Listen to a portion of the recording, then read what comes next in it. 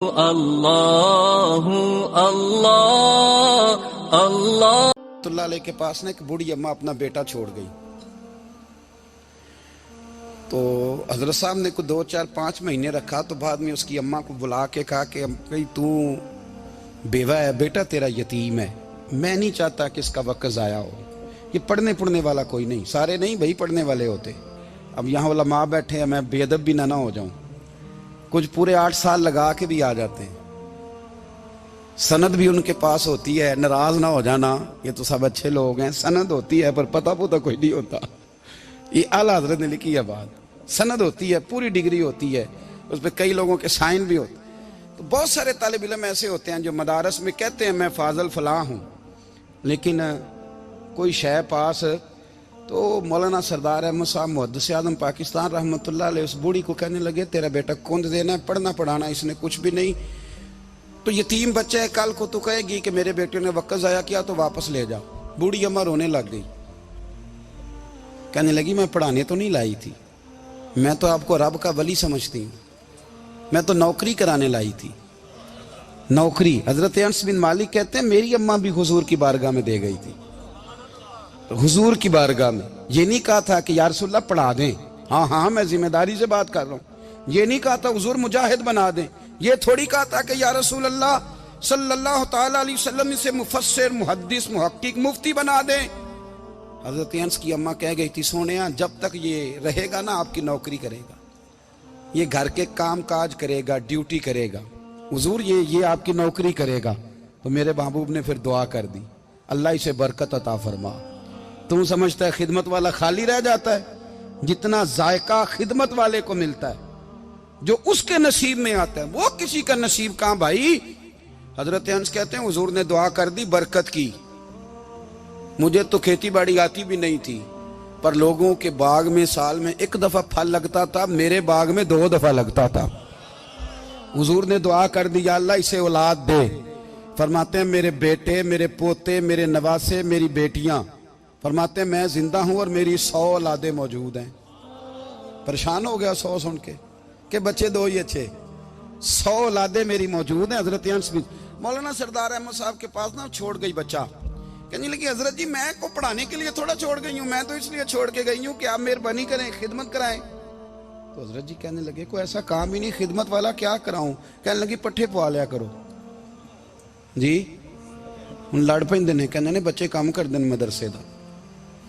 हालांकि अब कहाँ बच्चे काम करते हैं, अब तो गुजर गया दौर, अब तो बच्चे काम कराते हैं। अब बच्चे भी नाराज हो रहे हैं, घूर घूर के देख रहे हैं। सही कह रहा हूं आपको, बच्चे काम कराते हैं, बच्चे कहाँ काम करते। कहने लगी ये चारा डाले करेगा आपकी भैंसों को। तो हजरत ने उसको कहा कि बीबी चारा मेरी भैंसों को डालने के लिए मैंने बंदा रखा हुआ है, तो तू जा ले जा। कहने लगी हाथ बांध के हुजूर मेहरबानी करें रख ले, चारा डालेगा। और पुत्र तवज्जो से चारा डालना हजरत की भैंसों को। रोने लगी, हजरत ने रख लिया, महीने का खर्चा भी देते। शाम को ना वो सारा दिन काम करता, शाम को आके पैरों में भी बैठ जाता, हजरत जी लाएं तेल थोड़ा सा, पैर ना दबा दूं। 8 साल साथ वाले पढ़ते रहे, ये बेचारा नौकरी करता रहा। मेरा रूप भी नहीं ते मेरा रंग भी नहीं, और मैनू यार मनान दा टंग भी नहीं। कभी कभी ना हजरत बिलाल हबशी फारग होते ना, तो नबी पाक की बारगाह में अर्ज करते हुजूर कोई काम तो नहीं, सारे हो गए, हुजूर जाऊं जरा, चले जाते। एक दिन सलमान फारसी कहने लगे या रसूलल्लाह ये बिलाल कहाँ जाता है। फरमाया जा देख के तो आ। हजरत सलमान वापस आए तो आके रोने लगे, कहने लगे सोनिया जब यहाँ से जाता है ना तो जाके सैयदा फातिमा की चक्की पीसनी शुरू कर देता, बीबी साहबा के काम करने लगता है, घर में जाके असनैन की ड्यूटी करता है, वहां भी काम यहाँ भी काम। वो चारा डालता रहा, उसने चारा डाला। हजरत मुहद्दिस आज़म की भैंसों को दस्तारे फजीलत का वक्त आ गया, सारे पगड़ियां सजा के आ गए, आज दस्तार होगी। ये ना पीछे होके बैठ गया, चूंकि पढ़ा ही नहीं था तो दस्तार का है कि दस्तार तो उसकी जो पढ़ेगा, हमने तो पढ़ा ही नहीं, हमने तो यार पढ़ा, घर पढ़ा, ड्यूटी करी। हजरत मुहद्दिस आज़म रहमतुल्लाह अलैह के यहाँ जब ऐलान होने लगा ना कि अब दस्तार होगी, तो हजरत ने पहला ऐलान उसका फरमाया। तो मजा वाला बंदा कपड़े भी कदी कदी बदल देना। वो कहता है जिस हाल में भी था मैं पलट के देखने लगा कि पढ़ा पढ़ाया तो है, कोई शय नहीं, तो ये माजरा क्या है। पीछे से उठ के आए तो कहते हैं बाकियों की दस्तार किसी आलिम ने की, किसी सूफी ने की, लेकिन ये भैंसों को चारा डालने वाला जब आया तो मुहद्दिस आदम ने फरमाया पगड़ी के बाल को कोई हाथ ना लगाए, ये सारी दस्तार मैंने करनी है।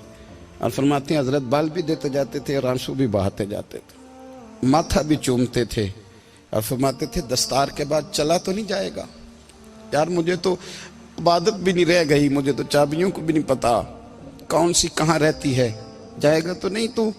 तो रो पड़ा, कहने लगा सोने जाए तो वो जिसके पल्ले कुछ है हो, आता जाता तो है कुछ नहीं, मुझे किसने रखना है, मैंने कहाँ जाना है, इधर कहाँ, तो इधर ही रहूंगा।